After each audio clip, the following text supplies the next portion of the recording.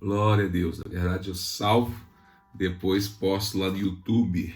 Bom dia, ou a hora que você estiver assistindo esse vídeo, que Deus te fale ao teu coração poderosamente. Bem, pessoal, nós estamos meditando neste livro. Hoje nós estaremos meditando no capítulo 5 desse livro, Movido pela Eternidade, pastor John Bevere. E o capítulo 5 tem o título O Julgamento do Enganado. Julgamento do Enganado. É muito violento o que nós estamos falando aqui, o que nós estamos conversando. Ele começou com uma parábola, com uma história, ele conta uma história fictícia, e agora ele vai trazendo essa história segundo a palavra de Deus, né, mostrando na Bíblia, literalmente, cada um daqueles personagens, o que aconteceu com eles, a grande falha deles. E agora ele vai mostrar a respeito do enganado, aquele que estava lá fazendo, era de tudo, né, fazendo tudo certinho, mas o coração dele não era um coração verdadeiro. Ele chama aqui de impostor. Ele não, né? A Bíblia chama de impostor. O impostor é aquele que finge ser algo que não é. Agora, o enganado é pior que o impostor. É uma situação mais ainda complicada. Por quê? Porque o impostor, ele sabe que não é. O enganado, ele verdadeiramente acha que está tudo bem, que está certo.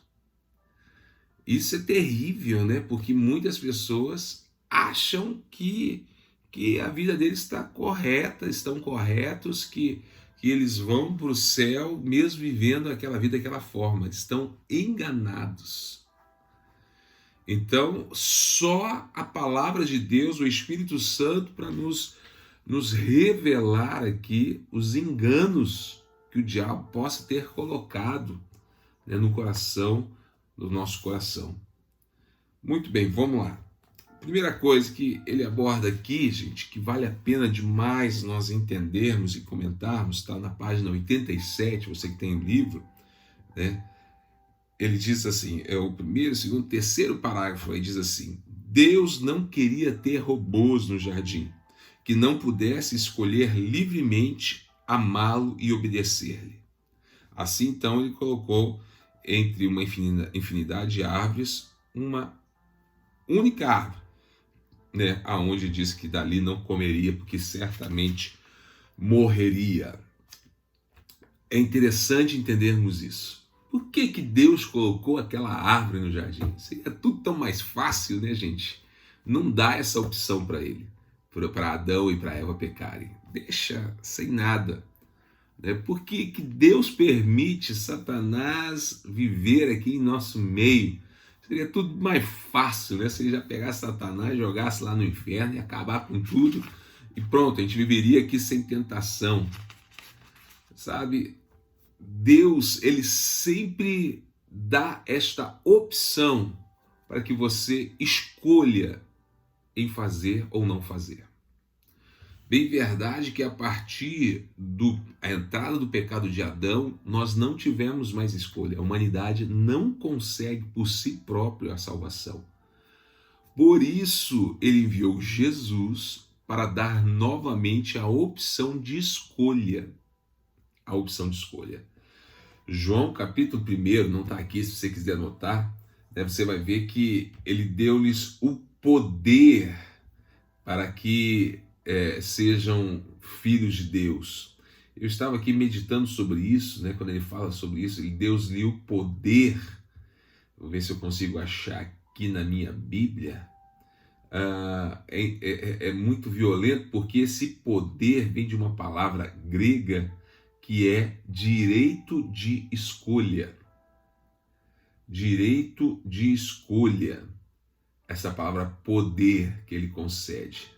Está logo no início, João 1,12. Mas a todos o quanto receberam, deu-lhes o poder para serem feitos filhos de Deus, a saber, os que creem no seu nome.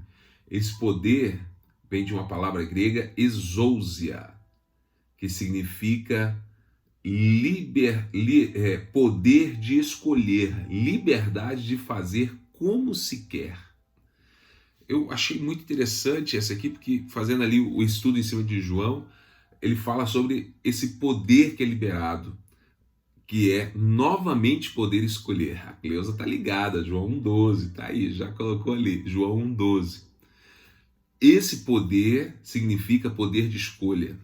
O povo brasileiro este ano tem o poder nas mãos. Que poder é esse que o povo brasileiro tem nas mãos? O poder de escolher um novo presidente, poder de escolher seus governantes, seus líderes, que é o voto. Esse poder é o poder de escolher. Se fosse uma ditadura, se fosse uma monarquia, né, nós não teríamos poder de escolher. É o que foi definido, mas nos deu poder. Então, o Senhor Jesus, aqueles que creem em Jesus, têm o poder de escolher. Sem Jesus não tínhamos, estávamos condenados ao pecado. Por quê? Por causa do livre-arbítrio, simplesmente por causa disso. Porque Deus não quer, como ele coloca aqui, a melhor ilustração é essa, robozinhos que façam a vontade dele sem querer. Deus, ele deseja pessoas que querem estar na presença dele, que amam a presença dele, que desejam a presença dele, que ligam o despertador às 5h50 para poder estar aqui nessa live. É os que Deus está buscando. Agora, ele diz assim, né, que certamente morrereis. Que morte é esta? A morte que ele estava falando não era morte física, porque Adão e Eva não morreram fisicamente naquela hora que comeram da árvore. Isso que é interessante. Mas as pessoas morrem. Sim, não é referente a essa morte. Essa morte física será resolvida quando comermos o fruto da árvore da vida. A morte que veio ali foi a separação de Deus. É violento. Adão e Eva foram separados de Deus. E ele ainda termina dizendo que o pecado de Adão foi maior do que o pecado da Eva. Por quê? 1 Timóteo 2,14 fala sobre isso. Porque Eva foi enganada, Adão escolheu. Eita! Os homens que gostam de colocar a culpa na Eva, né? A culpa é da Eva que comeu. O pecado só entrou na humanidade quando Adão comeu. Eva foi enganada. Adão já sabia o que estava fazendo. Aí aqueles mais românticos dizem assim, mas ele não queria passar a eternidade longe de Eva. Falhou, senhor Adão, falhou. Eva foi enganada, Adão escolheu. Vamos lá, porque hoje a gente vai falar sobre o engano, e é violento que vai trazer aqui para a gente. Aí algumas pessoas dizem assim, mas é injusto da parte de Deus, porque existem pessoas que nunca ouviram falar do Evangelho e vão para o inferno. Nunca receberam esse poder de escolher novamente e vão para o inferno. Aí sabe o que John Bevere fala aqui? A culpa disso aí não é de Deus, não. A culpa é nossa. Porque ele nos deu a missão de pregar o Evangelho. Se hoje vidas estão indo para o inferno enganadas, não é culpa de Deus. A culpa é da igreja que não tem pregado a palavra como deveria pregar. Está entendendo, gente? É pior do que você imagina. A coisa é muito violenta, é muito forte. Então, teremos que prestar contas pela nossa geração. Deus fez a parte dele. Eu irei prestar conta da cidade que Deus me colocou para pastorear. Você irá prestar conta das pessoas que estão ao teu redor, que você poderia ter pregado a palavra e não pregou. É violento. Mas vamos agora falar um pouco sobre o enganado. Se você tem o livro, vai lá para a página 92. Porque, sabe, é importante nós entendermos algumas coisas aqui. Primeiro, sobre o aceitar Jesus como seu Salvador. É uma prática que a igreja evangélica realiza, tem o seu princípio bíblico, onde diz que devemos confessar Jesus como nosso Senhor. Só que nós não podemos cair no engano de que você fez uma oração como se fosse aquela frase mágica aonde agora, pá, acabou, não precisa fazer mais nada. Entenda que agora ele vai abordar algo aqui muito importante, muito violento e aonde muitas pessoas se enganam. A oração que nós fazemos para que a pessoa receba Jesus como seu Salvador é a porta de entrada para uma nova vida. Não é já a nova vida, vamos dizer assim, por completo, que não precisa fazer mais nada. É a porta de entrada, agora precisa viver essa nova vida. Porque o engano começa aqui, quando a pessoa ela faz aquela oração e acha que aquilo é o suficiente. Agora eu estou salvo. Entenda isso em nome de Jesus. Claro que no momento que você confessa Jesus como seu Salvador, você é salvo. Mas a Bíblia diz que a fé sem atitude, sem obras, sem você fazer algo, esta fé é morta. Se você confessou Jesus como seu Salvador, automaticamente você também confessa que a partir daquele momento você vai viver uma nova vida com Cristo, vai deixar as coisas erradas no passado, esquecer disso e viver uma nova vida com Deus. Se você faz simplesmente aquela oração e não muda de vida, você cai no engano, achando que você está salvo e talvez, porque fez aquela oração, agora estou salvo, está resolvido, mas se você não teve transformação de vida, a única diferença, olha o que ele diz, está na página 92, a diferença desses novos convertidos que fizeram aquela oração bonita é de que agora eles estão enganados. Eita! Nada foi dito com relação ao arrependimento de um estilo de vida. Ou seja, se aquela pessoa não começar uma caminhada com Cristo, ela foi lá na frente, aceitou Jesus, voltou para o banco, volta para sua casa, continua vivendo aquela vida de pecado. A única diferença é que antes tinha consciência que estava indo para o inferno, agora está enganado, achando que vai para o céu e não vai, porque não teve transformação de vida. É Deus, é forte, hein, gente?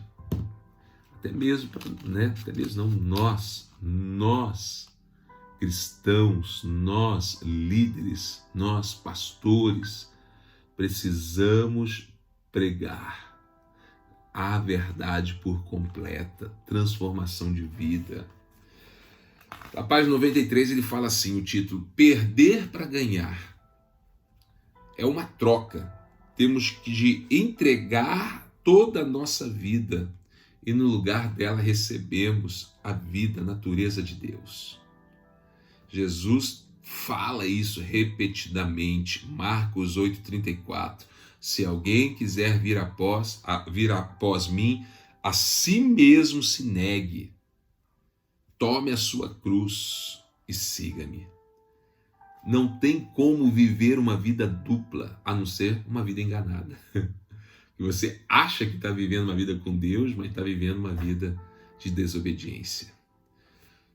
É interessante uma ilustração, não está no livro, mas eu deixo para você. Imagine um copo que já está cheio com água, já está cheinho. Aquela água é a sua vida sem Deus, uma vida segundo os princípios deste mundo malignos do pecado. Se aquele copo já está cheio, não vai caber mais nada, não tem como, vai derramar, não tem como você derramar uma nova vida se ela já está cheia da vida antiga. A única forma de receber uma nova vida é esvaziando a vida antiga e colocando a nova. Não cabe as duas coisas. Não cabe viver com Deus e viver segundo os padrões do mundo. Você tem que escolher. Você tem que escolher. Jesus foi claro. Se alguém quer vir após mim, precisa se esvaziar, tomar a sua cruz, ser o meu discípulo. Só assim que irá me seguir. Vai lá comigo para a página 96. 96. Ele menciona assim: esta pessoa que vive essa vida enganada, diz assim: no entanto, mais cedo ou mais tarde, a sua natureza não transformada se manifestará. Mas ela agora vai se manifestar nos círculos cristãos e estará oculta com uma linguagem e um estilo de vida evangélico. Ai, meu Deus!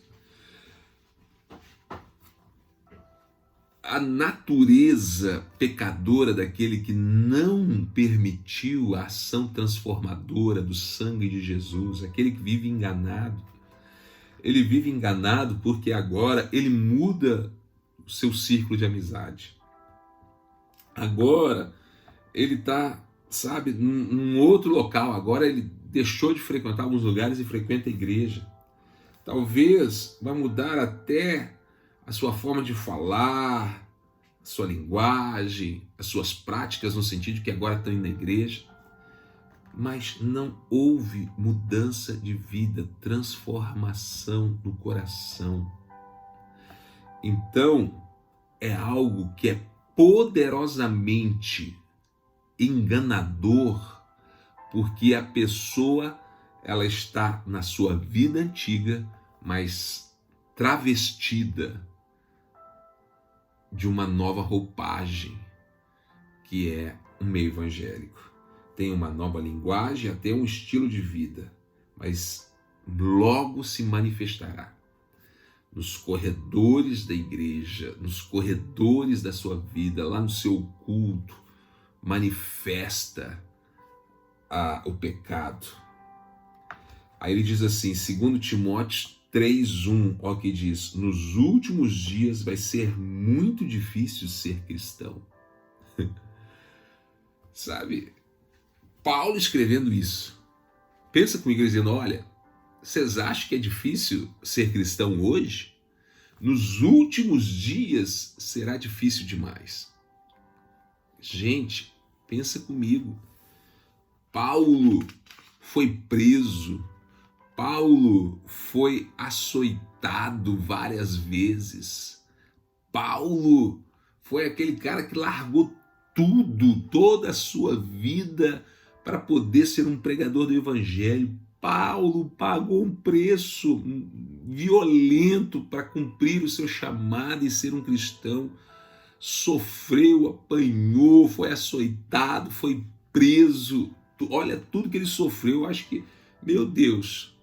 E ele pega e olha para mim e para você que está vivendo os dias de hoje, 2022, o ano de 2022, e fala, olha, vou dizer uma coisa para vocês aí, Samuel, no ano 2022, vai ser muito mais difícil ser cristão na sua época do que na minha.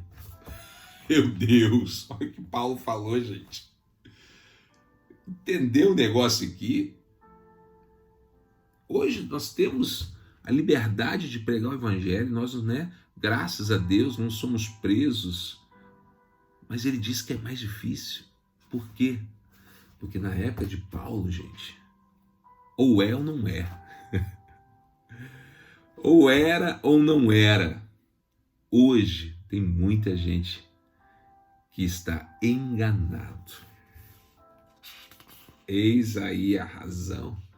Hoje o negócio é mais sutil. Hoje o negócio é mais disfarçado. E é tão triste porque muitos vão até o final da sua vida enganados. Muitos irão se deparar com Jesus enganados.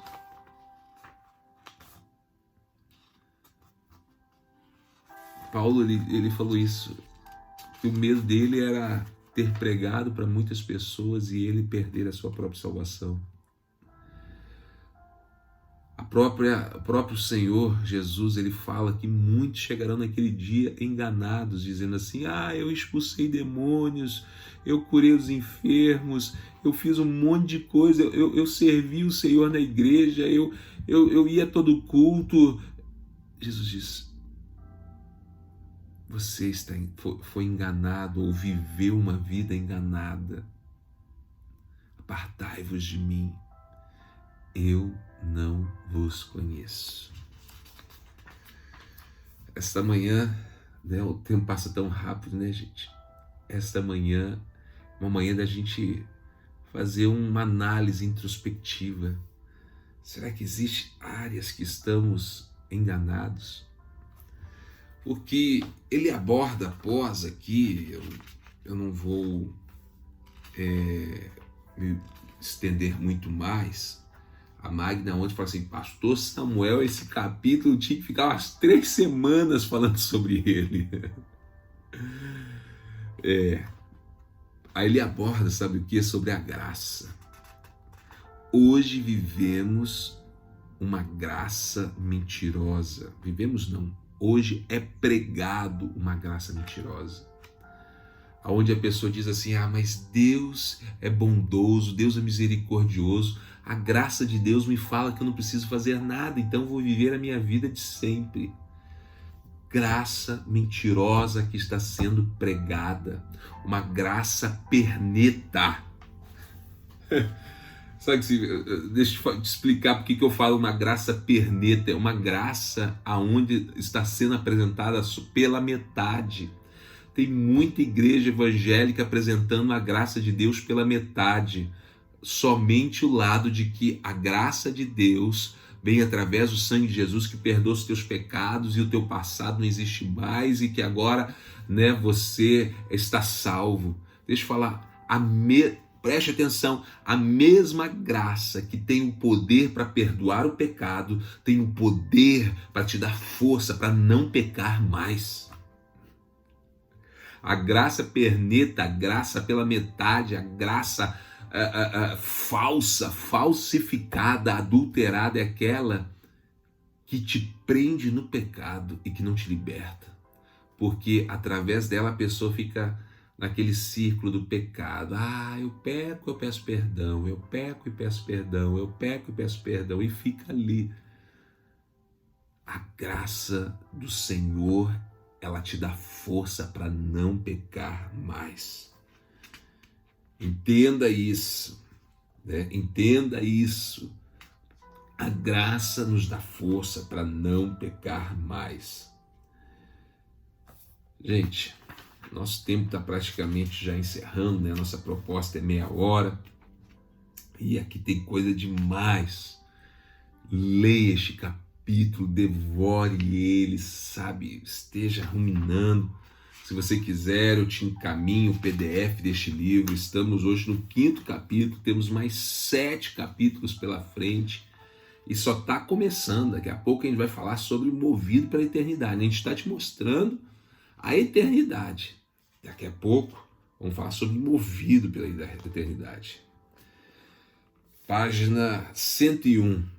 A evidência de que somos realmente salvos pela graça de Jesus Cristo é o nosso novo estilo de vida. A evidência de que somos salvos pela graça é um novo estilo de vida. A graça não te prende no pecado, a graça te dá força para vencer o pecado. A graça mentirosa que muitas igrejas pregam é de que você pode viver a vida do jeito que você quer, que a graça de Deus ela é imensa demais e que vai perdoar tudo. Não! Eu disse que Jesus é a porta, mas também Ele é o caminho. Porta porque você entra por esta graça, mas é caminho porque você precisa viver agora em novidade de vida, numa nova vida, ok? Você precisa viver uma nova vida. Não viva o engano de uma graça falsificada, que diz que você pode continuar nos mesmos erros. Muitos chegarão lá e vão descobrir só no dia do juízo que foram enganados. Você não tem essa possibilidade não, porque você está sendo alertado nesta live. Lá na página 108, acabando o capítulo, diz assim: qual é a advertência? Que não se desvia da verdade, que não vacile por causa da doutrina pregada pelos impostores que seduzem não só a mesmo, mas a muitos outros, porque abandonaram a piedade. Sabe o que ele fala? Doutrina pregada por impostores. Impostores são aqueles que fingem ser o que não são. Impostor é aquele que está dentro da igreja e não teve a sua vida transformada e que vive nesse engano. Que nós possamos viver uma nova vida com Jesus. Amém? Vamos fazer um tempo de oração, temos aí alguns minutinhos. Márcio Júnior aí colocou de Efésios 5:6, ninguém vos engane com palavras vãs, porque essas coisas vêm a ira de Deus sobre os filhos da desobediência. Luiz diz, Deus é amor, mas também é justiça. É isso aí, Luiz, sem dúvida nenhuma. Josiel disse, muitos saíram do Egito, mas o Egito não saiu deles. Cleusa, aquele que perseverar até o fim será salvo. A necessidade de perseverar em obediência. Nós precisamos perseverar e buscar a verdade, gente. Pregar a verdade. Porque a responsabilidade dessa geração está em nossas mãos. A responsabilidade daqueles que estão ao teu redor, dos teus colegas, está em tuas mãos. Oremos. Vamos orar. Senhor Deus, te agradecemos, Senhor, por esta manhã, pela oportunidade de compartilhar a Tua palavra, Teu amor, Tua graça. E Deus, a oportunidade, Senhor, de sermos libertos do engano. Deus, o engano não pode mais prevalecer, reinar no nosso coração. Mas nós precisamos viver uma nova vida com Deus. Nós somos libertos de uma graça mentirosa e recebemos a graça verdadeira que nos fortalece para vivermos uma nova vida. Eu abençoo, Deus, cada um que acompanha esta live. Cobre com o teu sangue. Traz, Senhor, o teu poder dessa semana de frutificação, como nós profetizamos ontem no nosso culto, uma semana de frutos, produzindo a 30, 60 e a 100 por um. Semana, Senhor, que nós possamos ver a Tua glória manifestada através de nós. Ori Kanderá Machaya, você pode orar por um minutinho aí, ore em outras línguas, deixa o Espírito Santo agora encher aí a tua vida, encher aonde você está. Ora Kandere Mahambachala Basehandereia, Deus. Como amamos, Senhor, a tua presença. Deus, eu quero ser um pastor, ó Pai, que prega a verdade. Deus, eu quero ser um pastor que vai chegar diante de Ti e ouvir, poste um bom e fiel servo, conduziu bem as minhas ovelhas, foi um bom pastor que amou e conduziu bem.